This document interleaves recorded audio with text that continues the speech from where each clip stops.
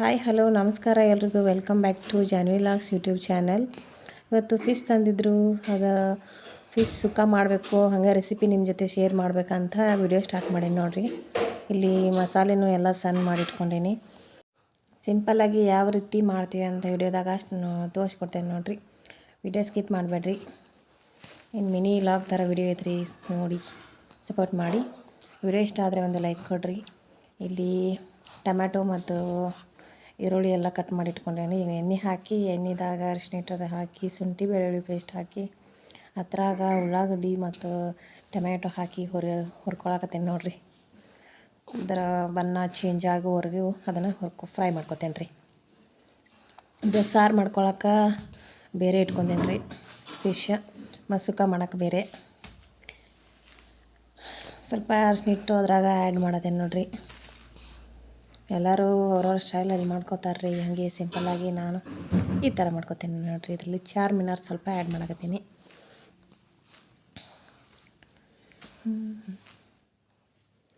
ಹಾಗೆ ರುಚಿಗೆ ತಕ್ಕಷ್ಟು ನಮಗೆ ಎಷ್ಟು ಬೇಕಷ್ಟು ಖಾರ ಹಾಕೋಗತ್ತೇನೆ ರೀ. ಮನ್ಯಾಗ ಮಾಡಿದ್ದ ಖಾರ ಜಾಸ್ತಿ ಬೇಕಂದರೆ ಜಾಸ್ತಿ ಹಾಕೋಬೋದು ರೀ. ನಮಗೆ ಎಷ್ಟು ಬೇಕೋ ಅಷ್ಟು ಹಾಕೋಕತ್ತೀನಿ ನೋಡಿರಿ. ಅದ್ರಾಗ ಸಣ್ಣ ಮಾಡಿದ್ದ ಮಸಾಲೆನೂ ಆ್ಯಡ್ ಮಾಡಕತ್ತೀನಿ.